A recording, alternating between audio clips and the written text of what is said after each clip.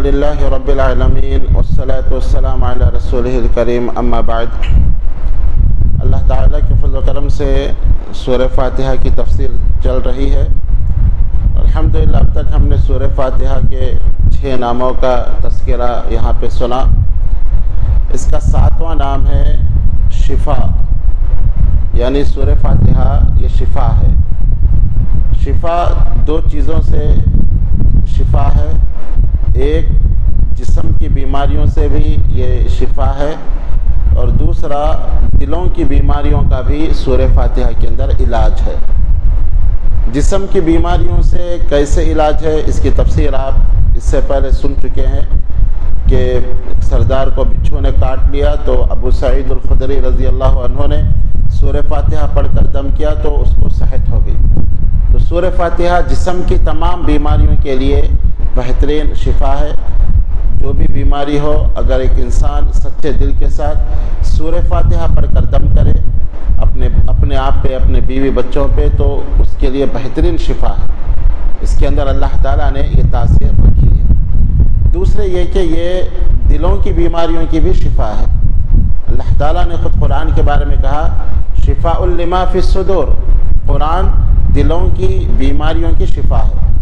اور یہ سورہ فاتحہ ام القرآن ہے، تو دل کے اندر جو بیماریاں ہیں، اگر ایک انسان اس سورہ کو سمجھ کر پڑھے تو دل کی بیماریوں کا بھی اس کے اندر علاج ہے۔ آپ دیکھیں اس سورہ میں سب سے پہلے توحید کا ذکر کیا گیا، توحید ربوبیت، توحید الوہیت، توحید اسماء و صفات۔ تو دل کی بدعقیدگی اگر دل کے اندر ہے، وہ صحیح معنوں میں اس کو سمجھ کر پڑھے تو یہ بدعقیدگی دور ہو جائے گی۔ اور پھر اللہ تعالیٰ نے فکر آخرت کا بھی درس دیا، مالک یوم الدین کہے کہ آخرت کی فکر اور آخرت کی طرف توجہ دلائی۔ پھر اس کے بعد اہدنا الصراط المستقیم، یہ بہترین دعا ہے۔ اسی لیے امام ابن تیمیہ رحمہ اللہ کہا کرتے تھے کہ سورہ فاتحہ بہترین دعا ہے، کیونکہ ہدایت سے بڑھ کر اس دنیا میں کوئی نعمت نہیں۔ بندہ اللہ تعالیٰ سے صورت میں ہدایت کو طلب کرتا ہے، اہدنا الصراط المستقیم کہے کہ یا اللہ سیدھے راستے کی طرف رہنمائی فرما۔ سیدھا راستہ اس وقت تک سمجھ میں نہیں آئے گا جب آپ اس کے اپوزٹ راستوں کو نہ دیکھیں۔ تو 2 راستوں کا ذکر کیا گیا، غیر المغضوب علیہم ولا الضالین، ایک یہودیوں کا راستہ جن پہ اللہ کا غضب نازل ہوا، اور دوسرے نصارہ کا راستہ جو گمراہ ہوئے۔ تو غلط راستے بھی بتائے گئے تاکہ سیدھا راستہ صاف، روشن اور شفاف اور واضح طور پہ نظر آ جائے۔ اسی لیے کہا گیا ہے کہ یہ سورہ یہ شفا ہے، دلوں کی بیماریوں سے بھی شفا ہے، اور جسمانی بیماریوں سے بھی اللہ تعالیٰ نے اس سورت کے اندر شفا رکھی ہے۔ اسی طرح اس سورت کا 8واں نام ایک ہے الصلاۃ، حدیث کے اندر صلاح کہا گیا۔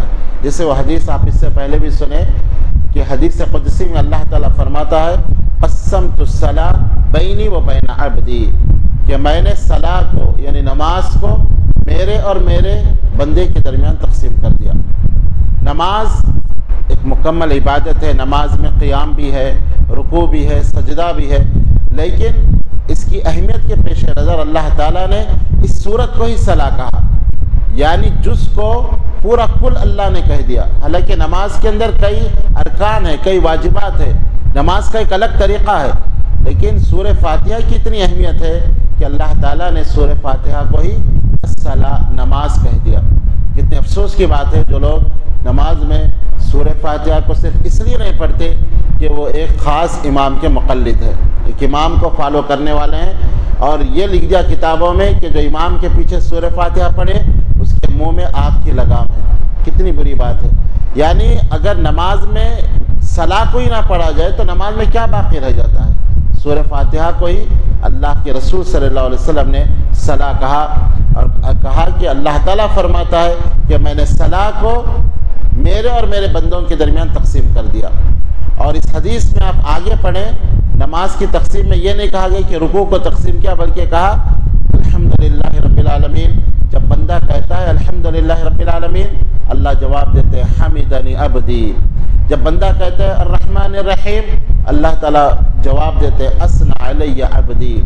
جب بندہ کہتا ہے مالک یوم الدین، اللہ تعالیٰ جواب دیتے ہیں مجدنی عبدی۔ اسی طرح ولا الضالین تک اللہ تعالیٰ بندے کو جواب دیتے ہیں۔ تو اس صورت کا 8واں نام الصلاۃ آیا ہے، یعنی نماز، اس کی اہمیت کے پیش نظر۔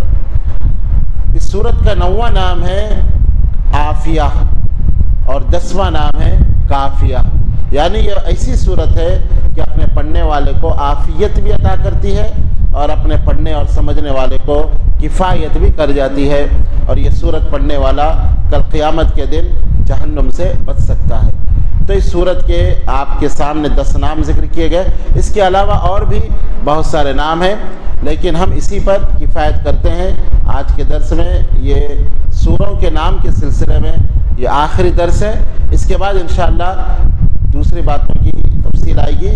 الحمدللہ ہم نے اس سورت کے 10 نام ہم نے ذکر کیے ہیں، ان 10 ناموں کو آپ یاد رکھیں۔ نمبر 1 اس کا نام سورۃ الفاتحہ، اور نمبر 2 اس کا نام یاد ہے آپ لوگوں کو؟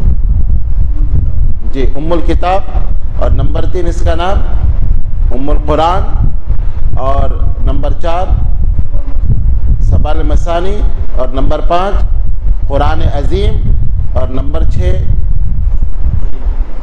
رقیہ، سورۃ الرقیہ یعنی دم کرنے والی سورت، اور نمبر 7 سورۃ الشفاء۔ سورت کے اندر 2 بیماریوں کا بھی علاج ہے، دل کی بیماری کا اور جسمانی بیماری کا، اور نمبر 8 اس کا نام الصلاۃ، اور نمبر 9 عافیہ، اور نمبر 10 کافیہ۔ تو ہم یہاں پہ کفایت کریں گے، 10 نام اس صورت کے ہیں، اور بھی اگر آپ مطالعہ کریں، اگر لمبا تفسیر کریں تو اور بھی نام ہو سکتے ہیں، لیکن یہیں پہ اکتفا کیا جاتا ہے۔ اللہ تعالیٰ سے دعا ہے کہ اللہ تعالیٰ اس صورت کی عظمت ہمارے دلوں کے اندر بٹھا دے، اور اللہ تعالیٰ اس صورت سے مکمل فائدہ اٹھانے کی ہمیں توفیق عطا فرمائے۔ اس صورت سے اللہ تعالیٰ ہمارے جسمانی بیماریوں کا بھی علاج کر دے اور ہمارے دل کی بیماری کا بھی علاج کر دے۔ آمین یا رب العالمین، وآخر دعوانا الحمد للہ رب العالمین۔